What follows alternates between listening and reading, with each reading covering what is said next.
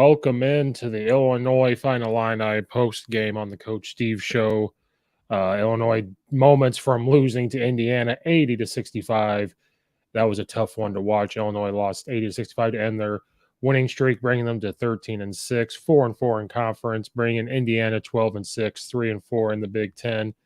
We're going to break down exactly how Indiana got this win over Illinois and ended their win streak. And discuss all that.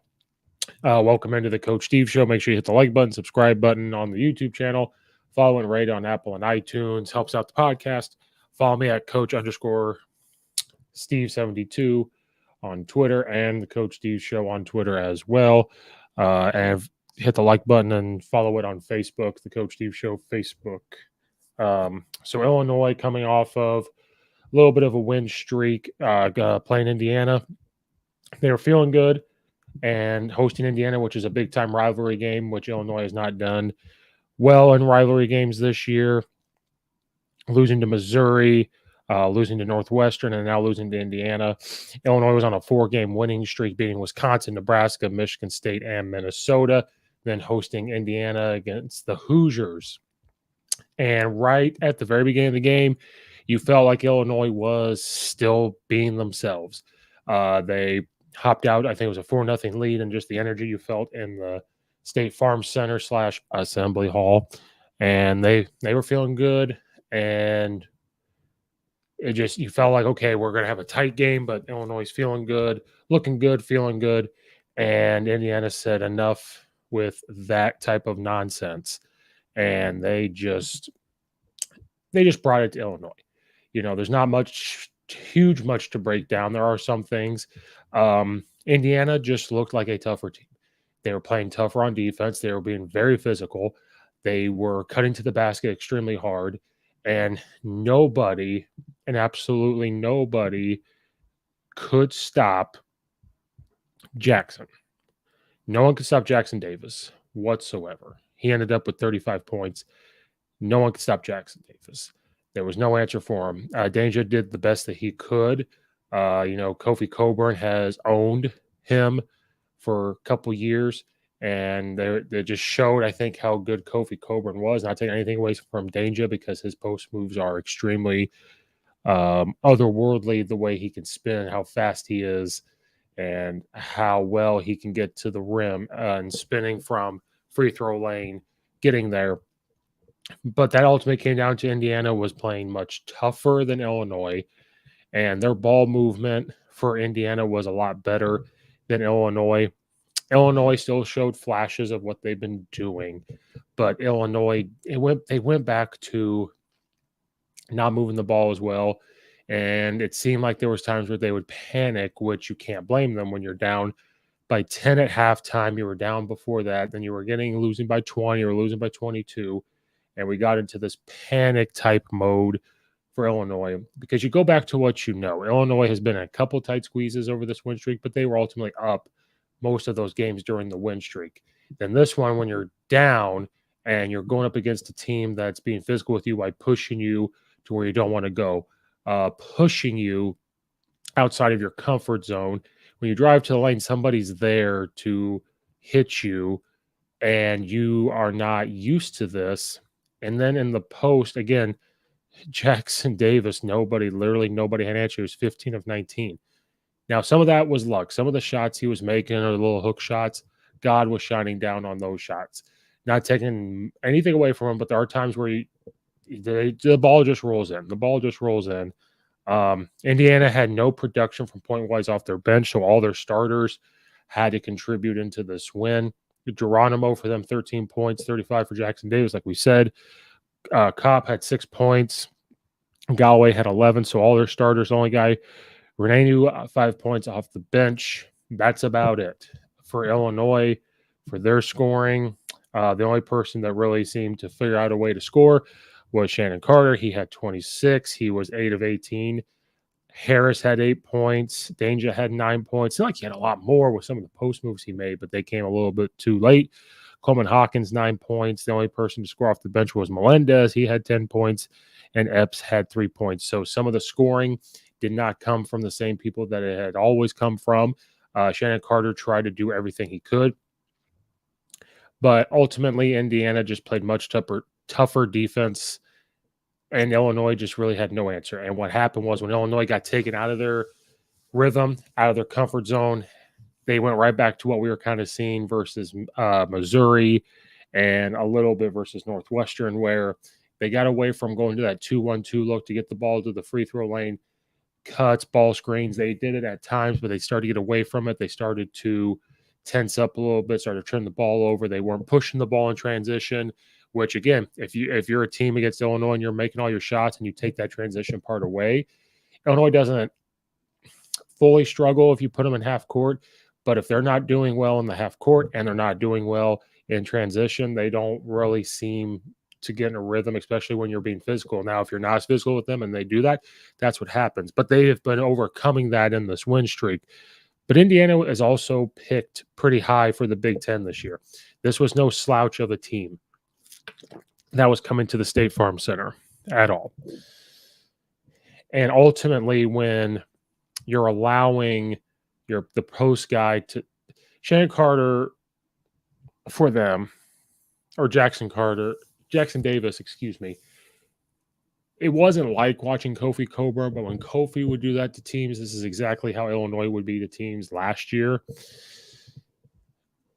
And then another thing that absolutely kills Illinois is free throws. Free throws have been their Achilles heel this year. They were 9 of 23. 9 of 23. Okay. So you're sitting there thinking, okay, if they make 10 more, okay, they make 10 more and they miss 4. Okay. Now it's 75 to 80. And I'm not sitting there saying that they would win, but you're looking at it go, if they make 10 more of those, maybe the game's tied. It's a lot closer. If you make any of those, because as a basketball coach, you're not asking, you want them to make all of them, but you're never going to make all of them. But 9 of 23 is unacceptable. To go 39.1% from the free throw line when they're free, that is unacceptable. So you're looking, okay, if you make 10 more, now you have 19. If you make 11 of them to get to 20 of 23, which is more acceptable, now you're looking at a 76 to 80 game. Excuse me. Now Illinois is put in a much better position. Now, that's not why they lost the game, but you're not doing yourself any types of favors from missing free throws. For Illinois, Shannon Carter was 6 of 10 from free throws. Harris was 0 for 2. Danger was 1 of 4. Hawkins 2 of 4. Parent 0 for 2. Melendez 0 for 1. That is points left on the board that you cannot afford to give up against a team that was ranked high in the Big Ten and looked very highly on for how they play defense, for different ways they could score the basketball. Because you looked at Indiana in the first half to start to get Illinois put into this hole. They were back cutting like nobody's business. They were front face cutting like nobody's business. The passes they were making were right there. Then when all the attention gets on the post guy, it opens them up. Then they would drive right past us. That lane opened up like the Red Sea. They had the free throw lane to shoot the ball, and they were making them. They were making these little teardrop shots. They were just pulling up and hitting them, and they get there. Everybody now comes up. You throw it right down to the guy cutting to the lane. Indiana in the first half looked exactly like how Illinois had been playing, where they're not stagnant. They're not trying to go all this one-on-one. They are looking to get it down low. They are able to kick it out and hit some of these shots. That is what Illinois was looking like in this win streak. Indiana looked exactly like that. They played the way Illinois played to them. But for Illinois in this win streak, the thing that helps them in this win streak is, again, when the other team is missing shots and we get to push the ball in transition, that puts us in a comfortable situation. We had started to get better at playing half court because we were forced to. But then they started to get comfortable in this win streak. Indiana being the tough team coming in, when you can't push the ball in transition, you're forced to play half court, but they're physical with you in the half court. You start to go back to what you know, and so we start going back to isolation ball. We start going to, we're going to settle for this 3-point shot. We're not confident shooting the ball when we don't stop people on defense. When Indiana has 30 defensive rebounds and 9 offensive rebounds to Illinois' 13 defensive rebounds, and then we have 14 offensive rebounds, which is good, but 13 defensive rebounds compared to 30, that is not good. They had 13 assists to Illinois' 7. Now, Illinois had more steals because at the end of the game, when you started to figure out, oh, Indiana's guards are in foul trouble and they have a hard time bringing the ball up, we started to get some steals. So we had 11 steals. Indiana had 6 blocks to 2. Illinois is on a block streak. Not this game. Turnovers. Indiana, we made them turn it over 17 times. Illinois turned it over 9 times. 20 fouls for Indiana, 9 for Illinois. Both had technical fouls. Largest lead was Indiana of 21. So things on this paper look like Illinois could win the game. But ultimately, when you have that bad of a free throw percentage, your three-point percentage was 42%, 8 of 19. Field goal overall, you're shooting 38%. Indiana 61.8%. You're not going to win the game. You're not going to win very many games shooting the ball quite like that. And it was just missed shots. Illinois is a confident team shooting the ball when they get these stops on defense and push the ball in transition. And when they're not stopping people, when somebody on the other side is dominating them in the post, they are not a confident team shooting the ball. And then I think they started looking to a Shannon Carter start to bail them out, because I've said this with Illinois when they were losing certain games or when they're standing on offense. Are they looking for somebody to bail them out? Are they looking for an Io DeSumo? Are they looking for a Kofi Coburn? Are they looking for Trent Frazier? Are they looking for any of those type of guys? It kind of looks like they were, and then they started to figure out, oh, any one of us at any point in time could start hitting shots.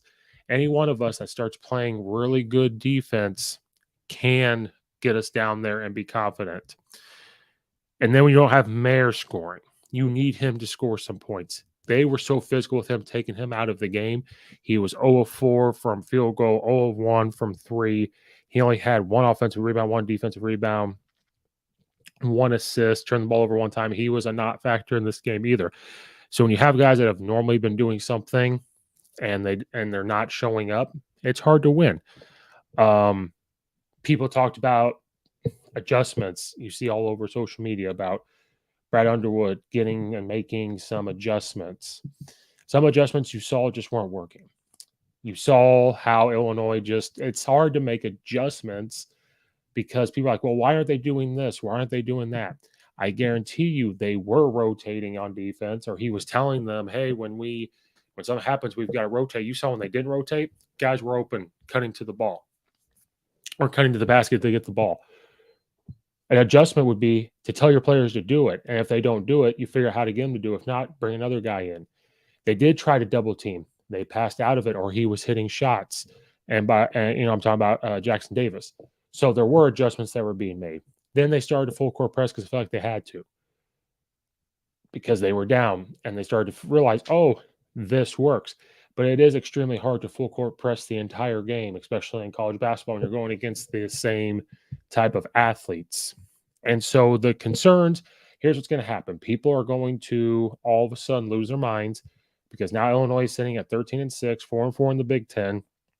They're behind Purdue, Michigan State, Rutgers, Wisconsin, Iowa, and Michigan. They're 3 games back from first place. They're behind all of those teams. They are 13-6 overall, while Northwestern's 12-5. Northwestern's 3-3 in the Big Ten, while Illinois is 4-4. They're both tied 3 games back, but Northwestern has beat Illinois. They are now ahead of Penn State even. So people are now going to start to all of a sudden panic. And like I said way back when, we don't need to panic. Indiana is a good team. It's a good team. And one of their guys got hot. And how do you stop that? Well, yes, double teaming. But when you do double team him and he's able to get the ball out, that means the other guys are falling asleep on defense, or he's making these incredible hook shots that you can't do anything about when you're playing defense. When you're walling up, arms are straight up, and there's double teaming, he makes it. That's all you can do. When he's able to make a better pass out of it, that's all you can do. But ultimately, when you're not getting the rebounds, you're not pushing the ball, you're not forcing them to miss shots, and then you're not confident shooting the ball, and then you start to tense up again, this one-on-one. Dribble, pull up a 3. Dribble, we're going to drive.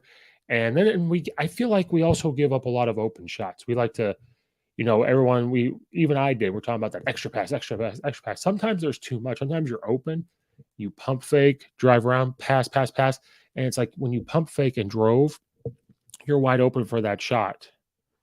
There's a drill that I got from a school, and it's called two dribble shooting. It's literally you're in the triple threat position, you sweep and go, you take two hard dribbles and you travel. It's not two hard dribbles a foot away from you. You are traveling.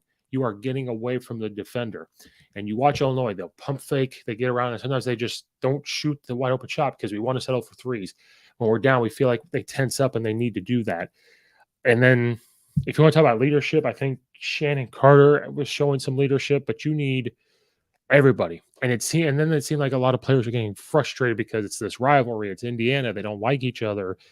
So that part's concerning.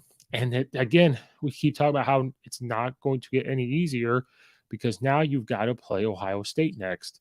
And Ohio State traditionally is a very tough team. Then you got Wisconsin, who's got revenge on the mind. Nebraska, revenge. Iowa, who we all hate as Illinois fans. We hate Iowa. Minnesota, Rutgers, Penn State again. Then we got to go to Indiana. They're going to be confident after beating you. Now you have to go to Indiana. Northwestern, who is now confident that they beat you.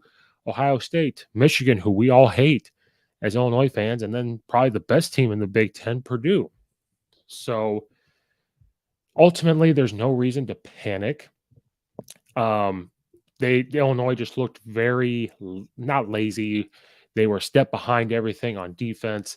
They started to not move the ball around as much as they should. They were settling for shots. And then ultimately, again, we were just missing shots. And it's a young team that's got to figure out how to get out of shooting slumps.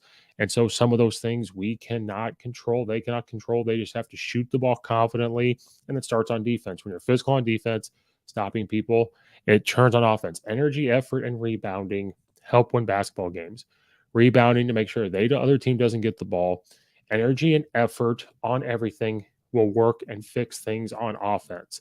That is how people compete and win in basketball games. Energy, effort, and rebounding are the biggest things that help you win. So when you're not rebounding and there's hardly any energy the full time by everybody, because some were there, but not everybody consistently, when we're turning the ball over, we're slow on rotation because of the energy effort part, you're going to struggle. You're not going to win games. You're missing free throws. You're not going to win those games.